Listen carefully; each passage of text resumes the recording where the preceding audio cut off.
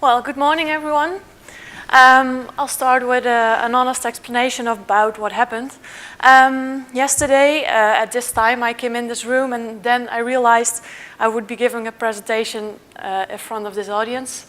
It scared me to death, to be honest. Afterwards, we had a couple of good presentations from Jamie, MBME, TLC, Sean, and they did almost exactly the same presentation as I had in mind. So, last 24 hours, I changed my presentation completely.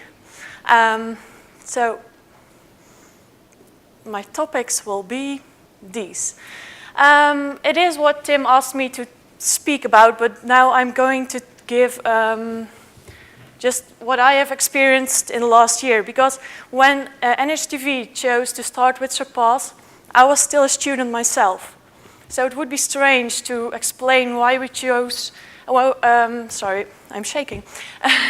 Why we chose Surpass when I wasn't even there yet. So it's going to be something I've seen in my own academy last year. But first, assessment in higher education in Holland, it's a bit different than it is here in England. Testing is the responsibility of the educational institution itself. So what does it mean? Every institution, so every academy has their own lecturers who make their exams themselves. So for example, if we have a lecturer in English, that lecturer will give his lectures and then he will make an exam in the end and he will give that to his students.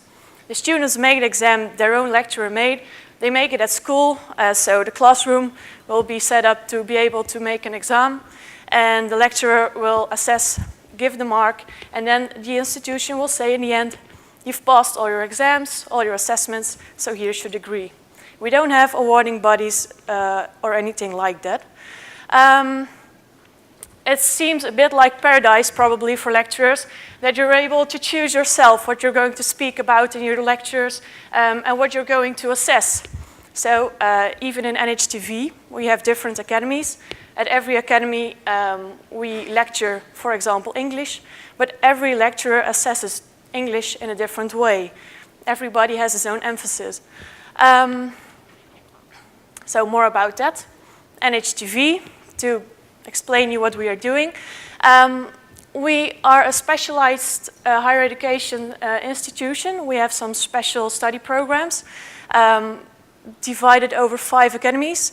There's 6 pictures over there, just look better I think, but we are with 5 academies. One for game and media, hotel and facility. Myself, I work at Logistics Built Environment Academy. We also have tourism and leisure.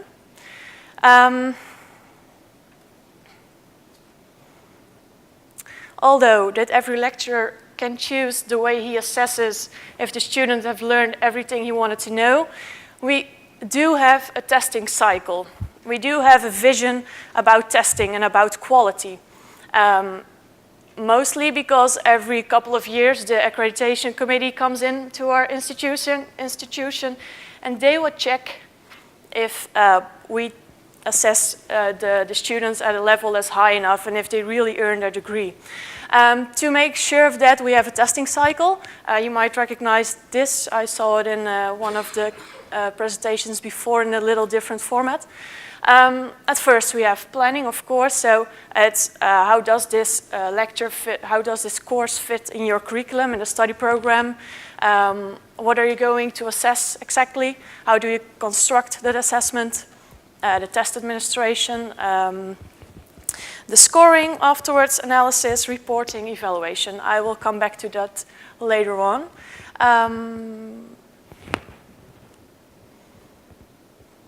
So to make that testing cycle possible, we have to work on quality. That's the most important thing. It should be above because it's the most important thing for our assessing in Holland. Now when I put my head down, it's a bit harder, I think. Quality. So what our lecturers are doing now is making their own exams, and sometimes there's not even a colleague checking if their exam questions are right. A lot of mistakes get into those exams And it's quite hard or quite annoying for a student to have an exam with mistakes. So we want to get rid of that. We thought reviewing from other lecturers, peer reviewers, and also our assessing committee would be good. Control, secure testing. Some lecturers print their own exams. I can give you an example. I've heard last week, a lecturer goes to the printer. He wants to copy his exam, puts it in. It's coming out like he needs 100, so it could take a while. Chatting with another colleague. Then he hears the printer stopped working, so he thinks it's finished.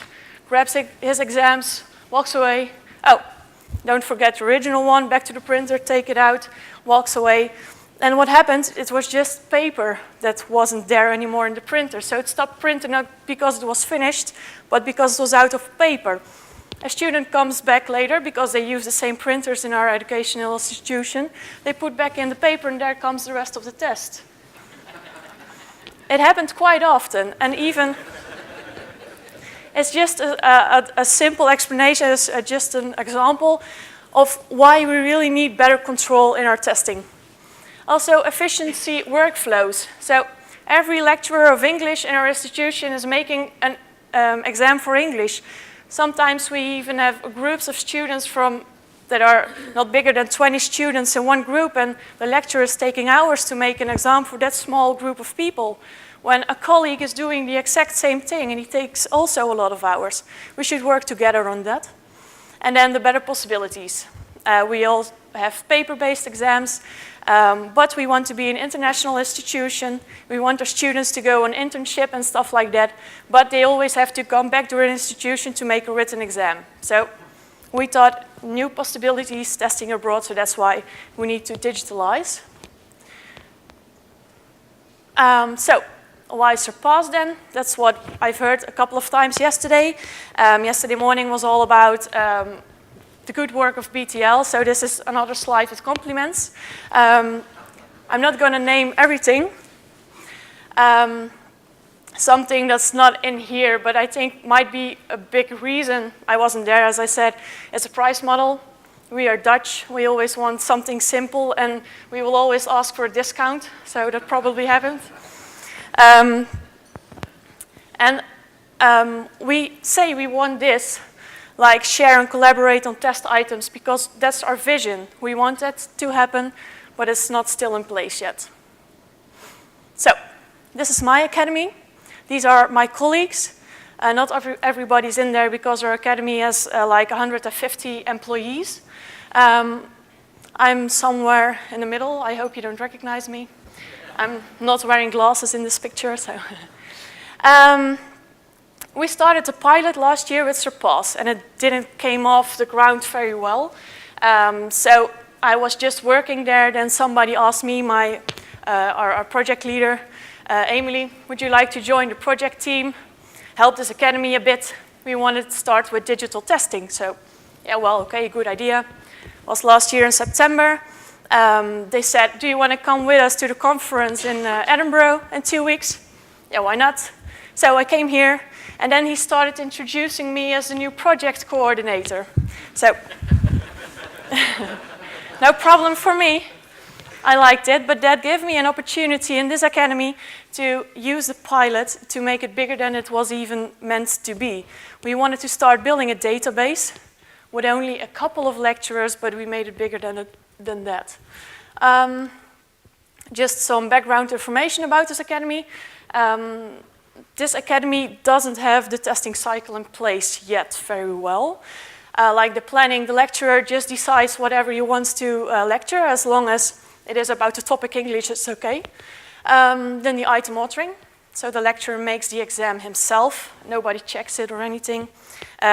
He gives it to our secretarial office. They send it to a company to print the exams. If the lecturer is late, he has to hand in his exams himself. The lecturer gets back the answers. He marks the exam. He gives the reporting, so he gives the grades to the students. They can come back for invigilation. If they want some feedback, they can go to the lecturer, but not every step in the testing cycle is in place yet.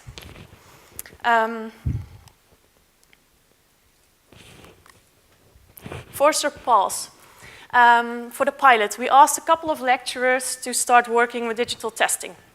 I put some heads on there. There were about 10 lecturers that were chosen by the management team that should start working, and a couple of lecturers said themselves, I want to be part of the pilot. So we call them the early adapters. Only a couple of them, so not all 10 of the lecturers really started with using Surpass.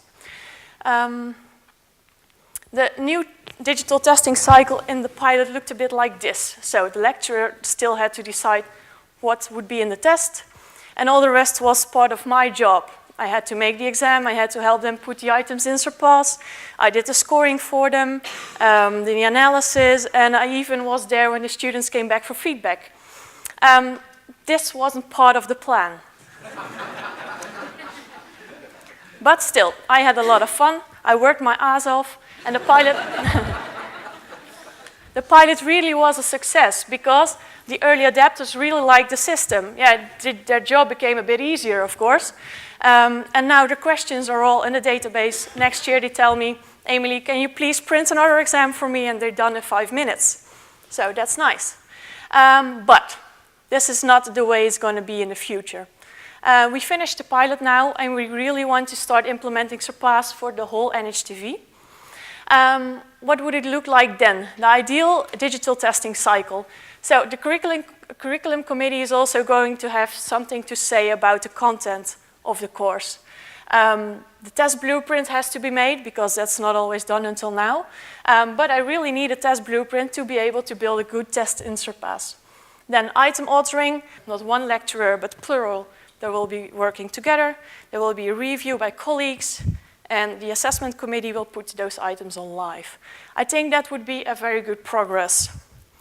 Afterwards, the test administration will stay kind of the same, but the lecturer has to be on time, no printing themselves anymore. Scoring with advice from the assessment committee and also analysis, and we will make the whole cycle a real cycle. So, this was just an example. I took some time to explain you the example, but what's happening here in Holland is that every academy, every institution has their own problems or their own things they have to work on to make assessing a bit better. The biggest advantage we have is that NHTV is quite small. So we only have like 7,000 to 8,000 students and a bit more than 800 employees. But we have some institutions in Holland that are way bigger, that every academy is as big as our whole institution. So something I'm very happy with and proud about is that NHTV is going to implement Surpass for the whole institution and not just for a couple of study programs. What does it mean? The culture change, so for the whole testing cycle. And we need the commitment from our management team. I just call them stakeholders in the sheet, but I think it starts with them. They have to try to help the lecturers to really start using Surpass, and not only the positive early adapters, but everybody from now on. The central project team is growing, so I have 2 colleagues with me over here. They just started a couple of months. I'm just new a year, but we have to improve and become bigger. The key users are learning how to use Surpass, so that's why this conference is very welcome for us. We learn a lot, and then we can really start building the databases with our lecturers. That was my presentation. Yep. Okay. Very good, thank you.